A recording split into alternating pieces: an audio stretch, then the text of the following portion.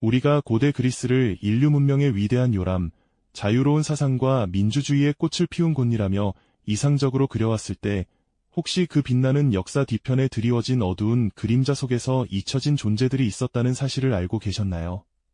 바로 그 시대의 여성들이었습니다.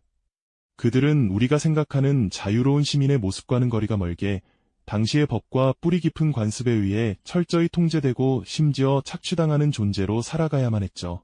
오늘 저희는 여러분이 고대 그리스에 대해 가지고 있던 어쩌면 고정관념일지 모르는 이미지를 깨고 우리가 그동안 애써 외면해왔던 불편하지만 중요한 진실들을 마주하며 역사를 더욱 깊이 이해하는 시간을 가져볼까 합니다. 인류 문명의 근원이라 불리는 위대한 시대가 품고 있던 이중적인 면모를 파헤쳐보면서 오늘날 우리가 소중히 여기는 가치관들을 되돌아보는 몰입감 있는 탐험이 될 것이라고 확신합니다. 자, 그럼 이제부터 고대 그리스 문명의 화려함과 철학적 깊이 뒤에 숨겨진 여성들의 실제 삶, 그 베일 속으로 함께 들어가 보시죠. 우리가 흔히 떠올리는 고대 그리스는 어떻습니까? 웅장한 파르테논 신전이 하늘을 찌르듯 서 있고 아고라 광장에서는 수많은 남성 시민들이 모여 열띤 토론을 벌이며 민주주의의 이상을 실현하는 모습이겠죠. 소크라테스나 플라톤 같은 위대한 철학자들이 자유롭게 지혜를 논하며 인류 사상의 지평을 넓히던 바로 그 시대 말입니다. 하지만 이 모든 찬란한 풍경의 중심에는 오직 남성 시민만이 존재했습니다. 그렇다면 그 위대한 문명의 절반을 구성했을 여성들은 어디에 있었을까요?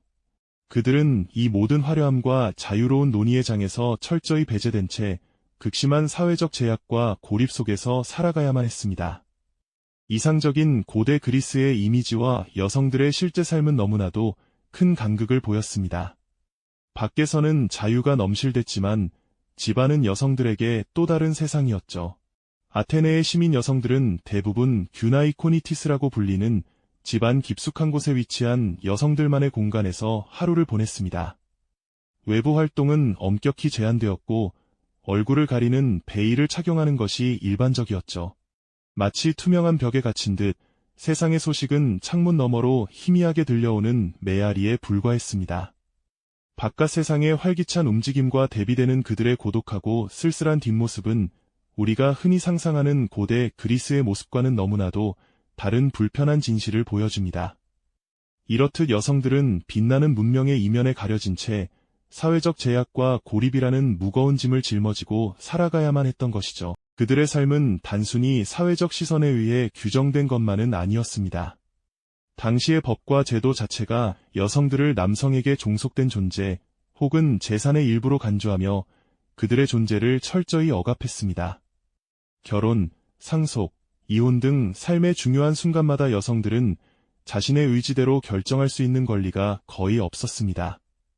미성년의 어린 소녀가 나이든 남성에게 강제로 시집가는 결혼은 흔한 일이었고 결혼은 사랑보다는 가문의 번영과 재산 유지를 위한 계약에 가까웠죠. 여성은 자신의 명의로 재산을 소유할 수 없었으며 모든 재산권은 남성 후견인에게 귀속되었습니다. 법정에서 자신의 권리를 주장해야 할 때조차 여성은 직접 발언할 수 없어 남성 대리인을 통해서만 목소리를 낼 수 있었으니 그 답답함은 이루 말할 수 없었을 겁니다. 이혼 또한 남성 중심적이었죠. 남편은 비교적 쉽게 아내에게 이혼을 통보할 수 있었지만 아내가 먼저 이혼을 요구하는 것은 매우 어려웠고 설령 이혼이 성립된다 해도 여성은 친정으로 돌아가야만 했으며 자녀 양육권은 대부분 남편에게 주어졌습니다. 이처럼 고대 그리스의 법적 제도는 여성의 삶을 철저히 남성의 통제 아래 두며 그들을 보호하기보다는 오히려 착취적인 상황으로 내몰았다고 볼 수 있습니다. 오직 남성들로만 구성된 의회와 법정에서 여성들의 삶이 결정되는 모습을 상상해 보십시오. 그들의 목소리는 과연 얼마나 반영될 수 있었을까요? 법의 이름으로 자행된 이러한 불평등은 여성들에게 깊은 좌절감과 무력감을 안겨주었을 것입니다. 이처럼 고대 그리스의 법적 구조는 여성의 삶을 옥죄는 견고한 틀이었지만 그들을 오가맨 것은 비단 법률만이 아니었습니다.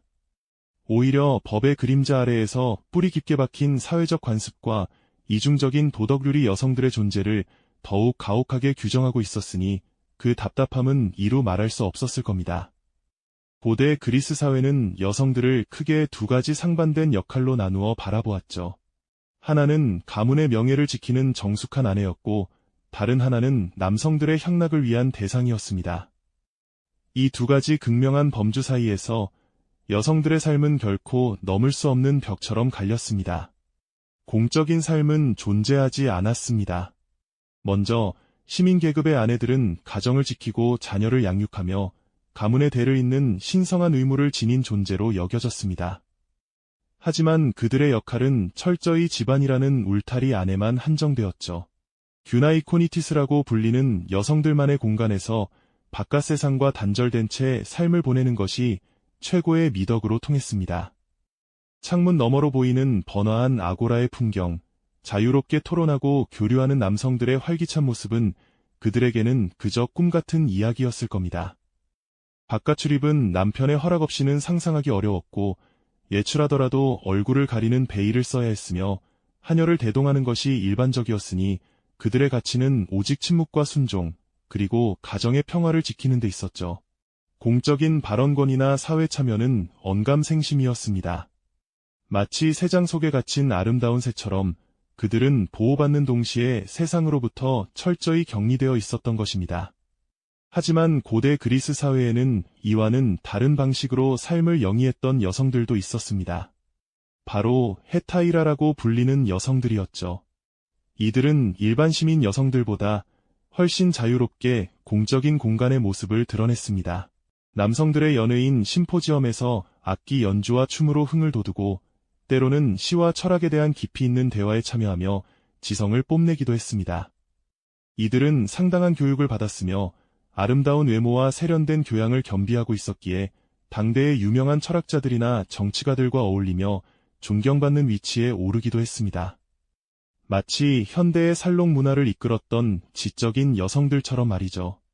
하지만 그들의 자유와 사회적 인정은 어디까지나 남성들의 즐거움과 유흥을 제공하는 조건부적인 것이었습니다.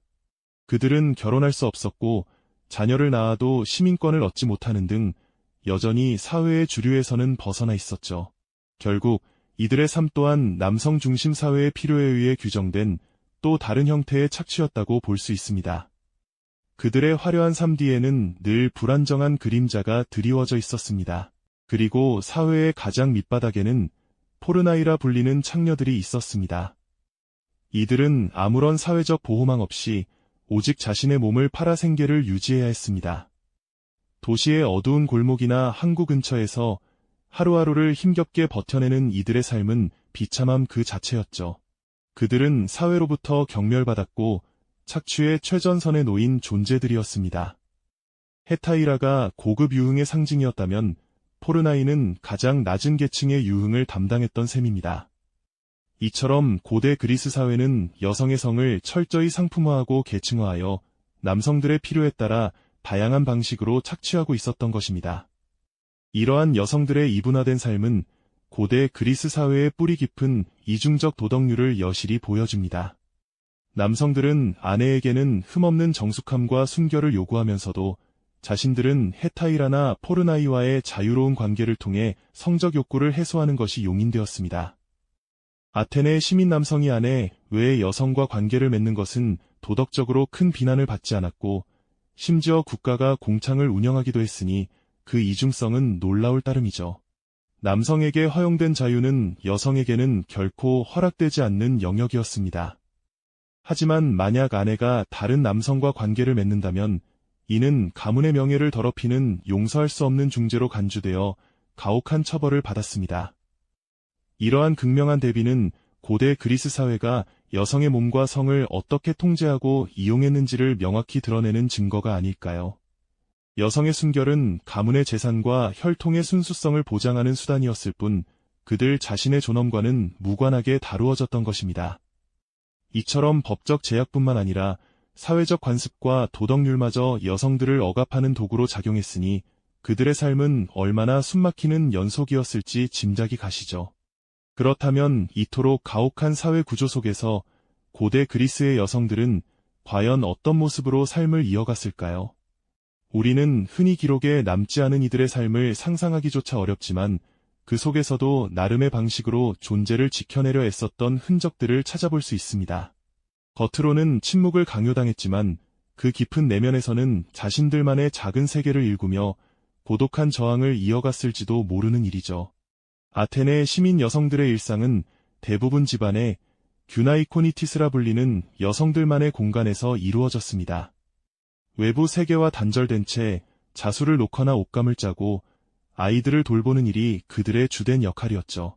마치 높은 벽에 둘러싸인 정원처럼 그들만의 공간은 세상으로부터의 보호막이면서 동시에 벗어날 수 없는 감옥과도 같았습니다. 창문 너머로 보이는 바깥 세상은 남성들의 자유로운 활동 무대였지만 그들에게는 그저 멀리서 바라볼 수밖에 없는 그림 같은 풍경에 불과했으니 얼마나 쓸쓸한 뒷모습들이 많았을까요? 하지만 이 고립된 공간 속에서도 여성들은 서로에게 의지하며 침묵 속에 작은 위로를 건네거나 비밀스러운 대화를 나누며 삶의 무게를 견뎌냈을 것입니다. 물론 이러한 일상적인 제약 속에서도 여성들이 잠시나마 숨통을 트이고 교류할 수 있었던 몇몇 기회는 존재했습니다. 대표적인 것이 바로 종교적인 의례들이었죠.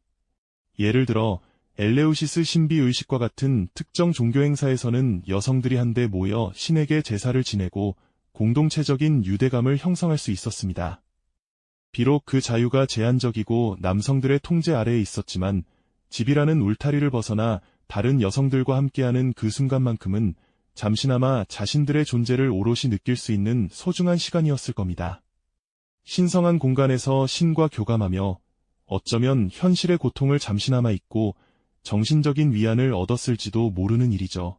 하지만 역사 기록은 대부분 남성들의 시선으로 쓰여졌기에 여성들의 목소리는 거의 들리지 않습니다. 마치 거대한 역사극의 무대 뒤편에서 이름 없는 조연들처럼 말이죠. 그럼에도 불구하고 아주 드물게 그들의 존재를 강렬하게 드러낸 이들도 있었습니다. 기원전 7세기에서 6세기경 에게해의 레스보스 섬에서 활동했던 여류 시인 사포가 대표적인 인물일 것입니다.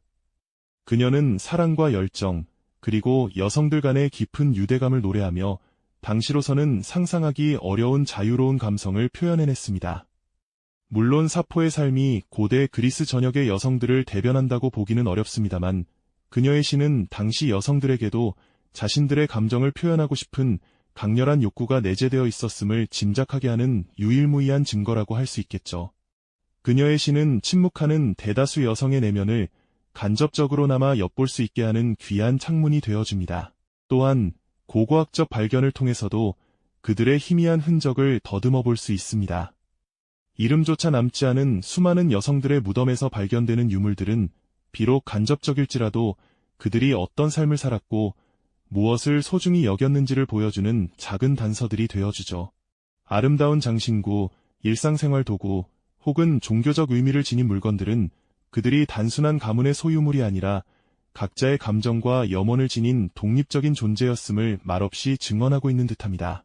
마치 고대 그리스의 찬란한 문명이라는 거대한 태양 아래 길게 드리워진 그림자 속에서 자신만의 빛을 찾아내려 애썼던 여성들의 고독한 투쟁을 보여주는 것만 같습니다. 이처럼 고대 그리스 사회는 민주주의의 요람, 철학의 고향이라는 빛나는 수식어 뒤에 여성들의 삶을 철저히 통제하고 착취했던 불편한 진실을 감추고 있었습니다. 남성 시민들의 자유와 번영은 여성들의 희생과 침묵 위에서 가능했던 것이죠. 우리가 역사를 이상적인 시선으로만 바라볼 때 이처럼 중요한 그림자들을 놓치게 되는 것은 아닐까요? 진정한 문명의 척도는 소수 특권층의 번영이 아니라 그 사회의 가장 약한 존재들의 존엄성이 얼마나 보장되는지에 달려있다는 사실을 고대 그리스의 여성들은 묵묵히 우리에게 일깨워주고 있습니다. 그들의 침묵 속에서 우리는 인류 문명의 근원에 드리워진 이중적인 그림자를 직면하게 되는 것이죠. 역사는 단순히 과거의 이야기가 아니라 현재 우리의 가치관을 되돌아보게 만드는 거울이기도 하니까요. 그렇다면 눈부신 지혜와 민주주의의 기틀을 다졌다고 평가받는 고대 그리스 문명의 깊은 그림자 속에서 우리가 정말로 마주해야 할 불편한 진실은 무엇일까요? 당시 사회의 찬란한 이상이라 불리던 민주주의와 자유는 엄밀히 말해 오직 남성 시민들에게만 허락된 특권이자 영광이었음을 우리는 기억해야 할 것입니다. 그들이 누렸던 번영과 사색의 자유는 사실상 수많은 여성들의 희생과 침묵 위에 쌓아 올려진 견고한 토대와 같았다는 점을 말이죠. 여성들은 그 빛나는 문명을 지탱하는 그림자였고, 때로는 법과 관습이라는 이름 아래 체계적으로 착취당하는 존재로 규정되었던 겁니다.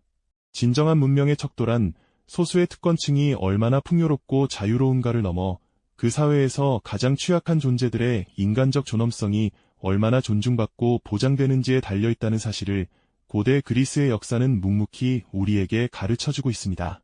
겉으로 드러난 화려한 문명의 이면에서 여성이라는 존재가 겪었던 고립과 억압, 그리고 이름 없는 희생은 우리가 역사를 그저 이상적인 시선으로만 바라볼 때 놓치기 쉬운 거대한 그림자였죠. 이 그림자를 똑바로 직시하는 것은 단지 과거의 오류를 비판하는 것을 넘어 현재 우리의 가치관과 사회의 모습을 되돌아보는 중요한 성찰의 기회가 될 것입니다. 오늘날 우리가 너무나 당연하게 여기는 인권과 평등이라는 가치가 실은 인류 역사 속에서 얼마나 길고 지난한 투쟁과 깨달음의 과정을 거쳐 이룩된 것인지를 고대 그리스의 사례는 생생하게 상기시켜줍니다. 특정 시대의 이야기로만 치부하기엔 고대 그리스의 여성들이 겪었던 상황은 권력이 특정 집단에 구조화될 때 그 사회의 약자들이 얼마나 쉽게 소외되고 착취될 수 있는지를 보여주는 보편적인 경고로 다가옵니다. 이는 비단 고대 그리스만의 문제가 아니라 시대를 초월하여 인류가 끊임없이 경계해야 할 중요한 교훈인 셈이죠. 역사의 그림자는 언제나 우리 주변에 존재하며 우리가 애써 외면하려 할 때 더욱 깊어지는 법입니다. 이처럼 불편한 진실을 용기 있게 직시하고 그 속에서 배움을 찾아내는 것이야말로 더 나은 미래를 향한 첫걸음이 아닐까요? 과거의 그림자 속에서 희미하게 빛나는 인간 존엄의 가치를 발견하고 이를 현재와 미래의 등불로 삼는 지혜가 필요한 때입니다. 다음 시간에는 또 다른 시대에 숨겨진 그림자를 찾아 우리가 미처 알지 못했던 역사의 단면들을 함께 탐구해 보도록 하겠습니다. 이 영상이 도움이 되셨다면 좋아요와 구독 부탁드립니다. 여러분의 응원이 제게 큰 힘이 됩니다. 다음 영상에서도 더 유용한 정보를 공유하겠습니다. 감사합니다.